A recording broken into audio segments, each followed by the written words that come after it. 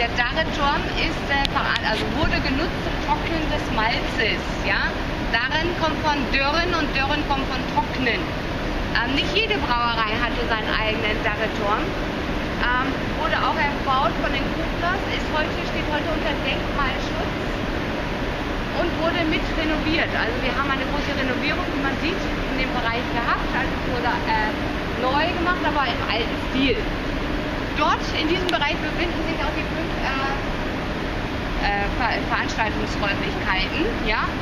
In dem großen, das ist dann die alte Technik, dort gibt es dann auch die großen Clubbings und Konzerte und so weiter und so fort. Gibt es dort. Sehr interessant. Kommen wir zurück zur Stammwürze, zu den Gärstandtanks. Dort wurde jetzt unterirdisch die Stammwürze hineingeleitet und der Gärungsprozess findet dort statt. Was meinen Sie, wie viel Liter passt in ein so ein Tank? Einfach raten. Million. Mehr. Weniger als eine Million. Ja. Aber mehr als 60.000. 300. Weniger 300, mehr als 120. 200, ja! Also 200.000 Liter. Ich habe ja auch 5 gemäht.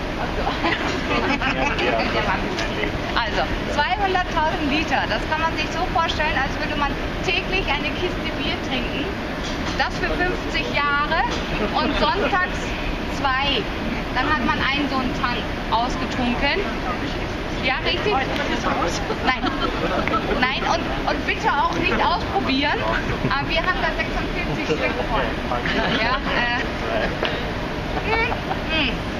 ist eine gute Menge, 9,2 Millionen Liter gleichzeitig. Gut, Fragen dazu, zu den Tanks. Da gehen 46 Stück da in Überall. Ja, versteckt. Fällt gar nicht so auf. Hier wird auch noch fleißig gearbeitet. Lobenswert.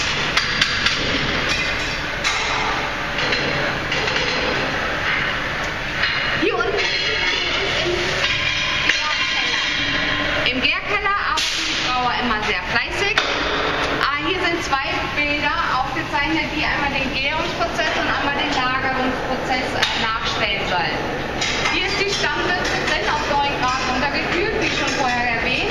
Und da wird jetzt untergärige Hefe beigegeben, damit der Zucker, wie schon vorher gebrochen, in Alkohol und CO2 umgewandelt wird. Gärungsprozess ist circa eine Woche.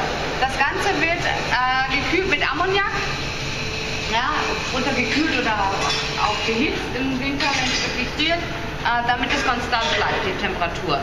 Nach einer Woche wird die Temperatur weiter abgesenkt, gesenkt auf 0 bis minus 1 Grad. Somit senkt sich die Hefe und die Hefe kann geerntet werden und bis zu 6 Mal wiederverwendet werden. Ja?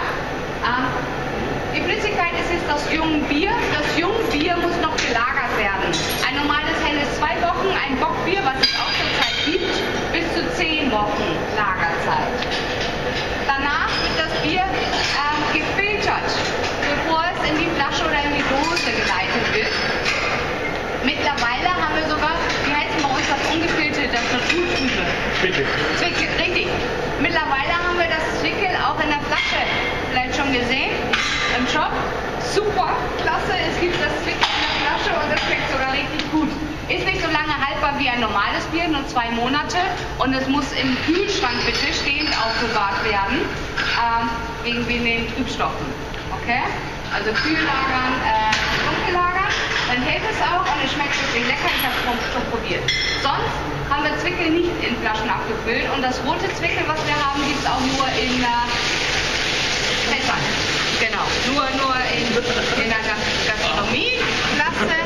Ja, Reinigungsprozess, Achtung, wer wird es nicht nach? Hier reinigen, also wir haben diese neue Filteranlage, einen Keramikmembranfilter, der das Bier auf sehr schonende Art und Weise reinigt von den Trübstoffen. Auch viel Elektrik haben wir da mittlerweile.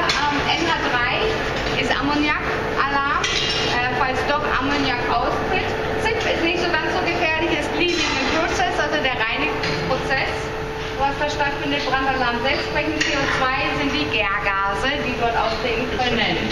Bei solchen Alarmen bitte verlassen wir sofort das Gebäude. Dankeschön. Das war's noch von meiner Seite. Fragen? Gärung, Lagerung, Prozesse. Und die ganzen Schrauben und Rohre und Drehungen und so, weiß ich nicht. Ja?